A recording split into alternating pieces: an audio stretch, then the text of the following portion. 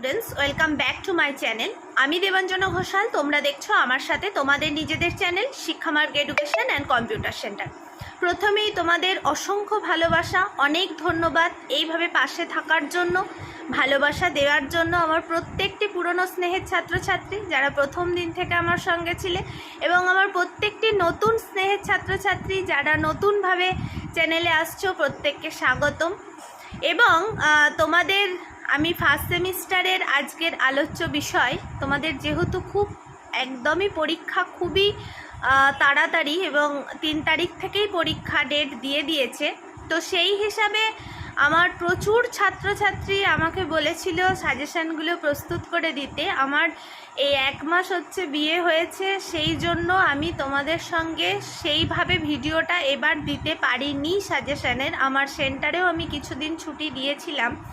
তো যাই হোক, এখন তোমাদের সাথে যেটা বলার, যে আজকের আলোচ্য বিষয় Bardhaman university BA first semester minor ইতিহাসের সাজেশান।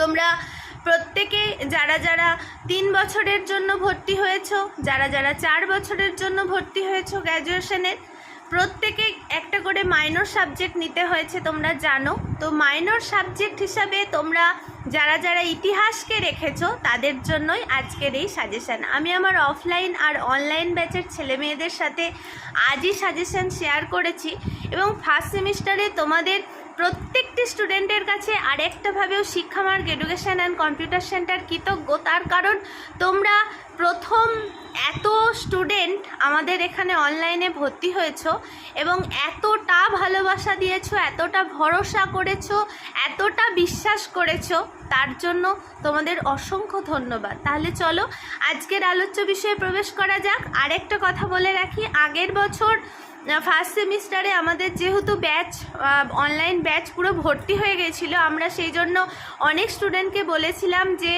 সেকেন্ড সেমিস্টারে যোগাযোগ করতে। তোমরা যারা যারা সেকেন্ড সেমিস্টারে অ্যাডমিশন নিতে চাইছো তারা 8609778925 এই নাম্বারে যোগাযোগ করো, হোয়াটসঅ্যাপে মেসেজ করো, সেন্টারের নাম্বার, তোমাদের সমস্ত ডিটেলস বলে দেওয়া হবে। আর তোমরা যারা যারা নোট পারচেস করতে চাইছো, কিনতে চাইছো, তারাও এই নাম্বারটাতেই তোমরা হোয়াটসঅ্যাপে মেসেজ করো, তোমাদের সমস্ত ডিটেলস বলে দেওয়া হবে। তাহলে চলো আজকের আলোচ্য বিষয়ে প্রবেশ করা যাক।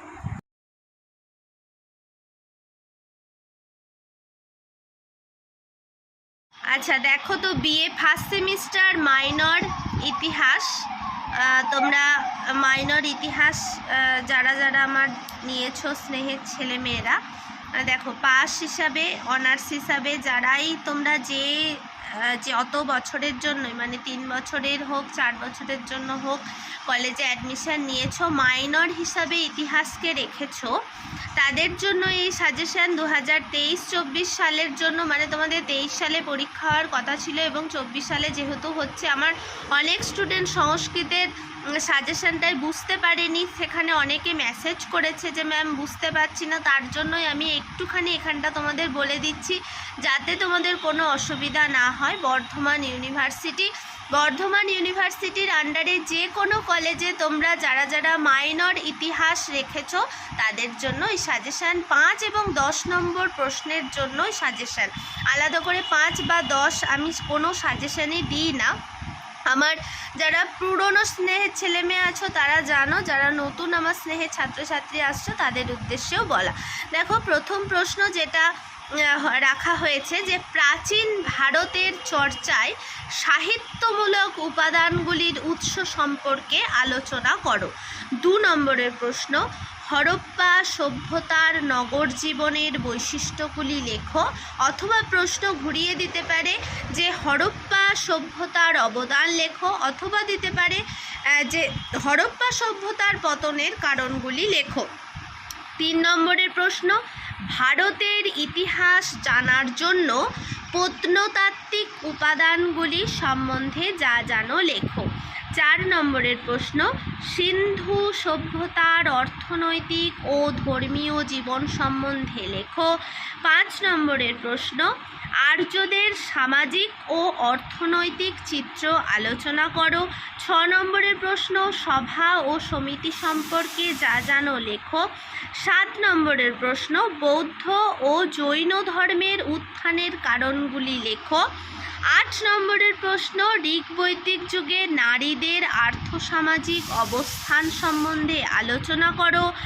9 নম্বরের প্রশ্ন, বৌদ্ধ ধর্মের পতনের মূল কারণগুলি লেখো। মানে আমাদের ভারতবর্ষে যেভাবে বৌদ্ধ ধর্মের বিস্তার হয়েছিল একটা সময়ে, অশোক এই সময়টা যখন হয়েছিল, তো তার পরবর্তীকালে কিন্তু সেই রকমভাবে বৌদ্ধ ধর্মের প্রচার আমাদের ভারতবর্ষ থেকে প্রায় অনেকাংশেই কমে গিয়েছিল। সেই জন্য এখানে পতনের মূল কারণগুলি বলা হয়েছে। পতন মানে একবারে নিঃশেষ হয়ে যায়নি। আমাদের ভারতের ইতিহাসে যদি আমরা দেখি তাহলে তোমরা দেখতে পাবে বা বুঝতে পারবে যে যেভাবে বৌদ্ধ ধর্মের বিস্তার হয়েছিল পরবর্তীকালে সেইভাবে কিন্তু বৌদ্ধ ধর্মের বিস্তার আমরা দেখতে পাই না। তাই পতনের মূল কারণগুলি, বা একটু যদি প্রশ্ন ঘুরিয়ে দেয় তোমরা যেন ওটা বুঝে লিখো, তোমরা যেন ঘাবড়ে যেও না। আচ্ছা, 10 নম্বরের প্রশ্ন, জৈন ধর্মের প্রচারে মহাবীরের ভূমিকা লেখো। 11 নম্বরের প্রশ্ন, ষোড়শ মহাজনপদ কি তা লেখো। 12 নম্বরের প্রশ্ন, ভারত রোম বাণিজ্য সম্বন্ধে টিকা লেখো। 13 নম্বরের প্রশ্ন, মগধ সাম্রাজ্য উদ্ভবের ইতিহাস লেখো। অথবা দিতে পারে যে বিম্বিসারের ভূমিকা, মানে এই মগধ সাম্রাজ্যকে বিস্তার লাভ করার জন্য বিম্বিসারের ভূমিকা কি ছিল তা আলোচনা করো। 14 নম্বরের প্রশ্ন, মৌর্য বংশের প্রতিষ্ঠাতা কে ছিলেন, তার শাসনকালের বিস্তৃতি সম্বন্ধে যা জানো লেখো। অথবা এখানে ডাইরেক্ট প্রশ্নও করতে পারে, তোমরা সেইভাবে লিখো। 15 নম্বরের প্রশ্ন, কলিঙ্গ যুদ্ধের তাৎপর্য লেখো। 16 নম্বরের প্রশ্ন, অশোকের জনহিতকর কার্যাবলীগুলি আলোচনা করো। 17 নম্বরের প্রশ্ন, অশোকের মতে ধর্মের প্রকৃতি কী তা আলোচনা করো। 18 নম্বরের প্রশ্ন, অশোকের মতে মৌর্য সাম্রাজ্যের পতনের জন্য অশোক মৌর্য সাম্রাজ্যের পতনের জন্য কতখানি দায়ী ছিলেন তা নিজের ভাষায় লেখো। 19 নম্বরের প্রশ্ন, কুষাণ কারা, কনিষ্ককে কেন কুষাণ রাজাদের মধ্যে সর্বশ্রেষ্ঠ বলা হয়েছে। তার পরবর্তী প্রশ্ন 20 নম্বরের প্রশ্ন, সমুদ্রগুপ্তের সাম্রাজ্যবাদ নীতি সম্বন্ধে লেখো। এবং 21 নম্বরের প্রশ্ন, গুপ্ত যুগকে কেন সুবর্ণ যুগ বলা হয় তা আলোচনা করো। অর্থাৎ তোমরা আমার প্রত্যেকটি স্নেহের ছাত্রছাত্রী, তোমরা যারা যারা মাইনর ইতিহাস নিয়েছো বর্ধমান ইউনিভার্সিটির আন্ডারে যে কোনো কলেজে, তোমরা 5 এবং 10 উভয়বিধ প্রশ্নের জন্য এই 21টা প্রশ্ন খুব ভালো করে পড়ে যেও। দেখো তোমরা প্রচুর কমেন্ট করছো আমাকে হোয়াটসঅ্যাপে, প্রচুর ছেলে মেয়ে বলছো যে দিদি বা ম্যাম এইটা এই সাজেশান দিতে।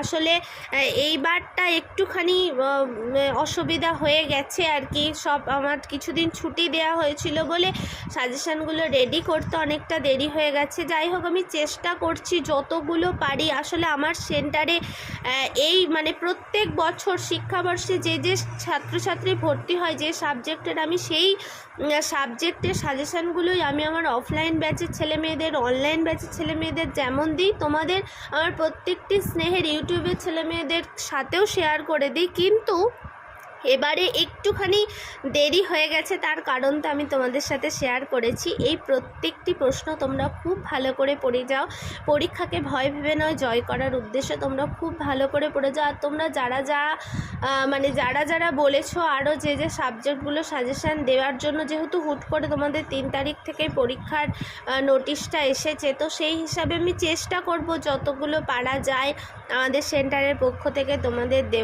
দেওয়ার চেষ্টা করব। আর এই সমস্ত প্রশ্নের উত্তরের নোটস তোমরা যারা যারা পারচেস করতে চাইছো 8609778925 এই নাম্বারে যোগাযোগ করো। আর তোমরা যারা যারা সেকেন্ড সেমিস্টারের জন্য অ্যাডমিশন নিতে চাইছো 8609778925 এই নাম্বারে হোয়াটসঅ্যাপ করো।